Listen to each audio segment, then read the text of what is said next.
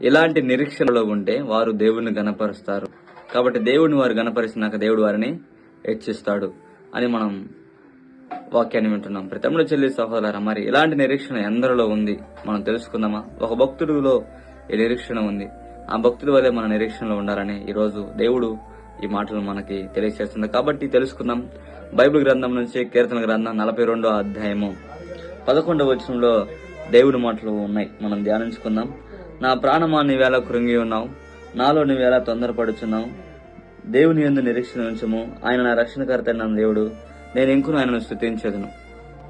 నా ప్రాణమా నీవేళ కృంగి ఉన్నావు, దేవుని యందు నిరీక్షణ ఉంచము, ఆయన నా రక్షణకర్త అయిన దేవుడు, నేను ఇంకును ఆయనను స్తుతించెదను అని ఒక భక్తుడు తన విశ్వాస నిరీక్షను స్పష్టముగా తెలియజేస్తున్నాడు. ఈరోజు మరి అట్టి నిరీక్షణ మనలో ఉన్నట్లయితే ఎంత అద్భుతంగా ఉంది. ఇలాంటి నిరీక్షణ కలిగిన వారు దేవుడిని గణపరుస్తారంట. తమ్ముడు చెల్లి సహోదరా, ఈ కోరాహు కుమారులు 11 కీర్తనలు రచించారు. వారి విశ్వాసపు మాటలు ఏ రీతిగా బలపరుచబడుతున్నాయో చూడండి. వారు మనఃశాసిని ఏ రీతిగా బలపరుచుకుంటున్నారో చూడండి. దేవుడి పైన విశ్వాసాన్ని పెంచుకుంటున్నారో చూడండి. దేవుడి పైన నమ్మకాన్ని, దేవుణ్ణి ఇంకా గణపరుస్తాను, ఏది ఏమైనా సరే, పరిస్థితులు ఎలా ఉన్నా సరే, ఆపదలు ఎలా ఉన్నా సరే, నేను ఎలాంటి సిచ్యువేషన్ లో ఉన్నా సరే, ప్రమాదాలు ఉన్నా సరే, నేను ఇంకను దేవుణ్ణి స్తుతించెదను అని తను విశ్వాసపు మాటలతో తన మనఃశాస్త్రిని బలపరుచుకుంటున్నాడు, మనఃశాస్త్రిని వృద్ధి చేసుకుంటున్నాడు. ఈరోజు మన జీవితంలో మన మనఃశాస్త్రి మనల్ని బలహీనపరుస్తుంది, మన మనఃశాస్త్రి మనల్ని గద్దిస్తుంది. ఓడిపోయావు, నీకు చేత కావట్లేదు, నువ్వు ఇంక నీ పని అయిపోయింది అని ఒక మనఃశాస్త్రి మనల్ని బాధపరుస్తూ ఉంటుంది.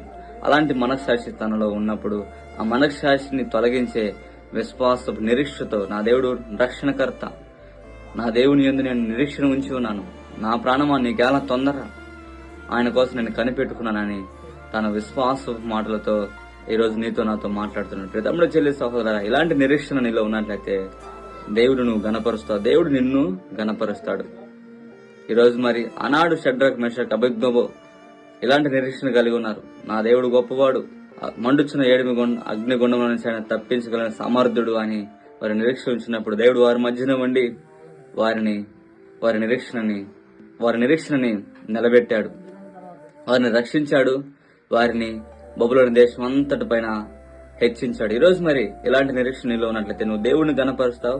దేవుడిని ఆ రీతిగా నిరీక్షణ కలిగి షడ్రక్ మెషక్ అబేద్నెగో దేవుడిని గణపరిచినప్పుడు ఆ బబులోని దేశం అంతా దేవుని వైపు చూశారు. ఆ వైపు చూసినప్పుడు దేవుడు గణపరచబడ్డాడు.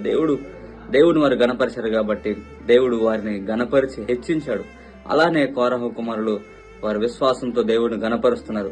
ఈ రోజు మరి గణపరిచి వారు ఉన్నట్లయితే, నీ నిరీక్షణ అలాంటిదిగా ఉన్నట్లయితే దేవుడు నిన్ను గొప్ప చేసి హెచ్చించి నిన్ను, నీ జీవితాన్ని అనేకులకు మాదిరిగా ఈనాడు నిలబెట్టబోతున్నాడు. కాబట్టి దేవుడిపై విశ్వాసం ఉంచు, నిరీక్షణ ఉంచు, నమ్మకం ఉంచు.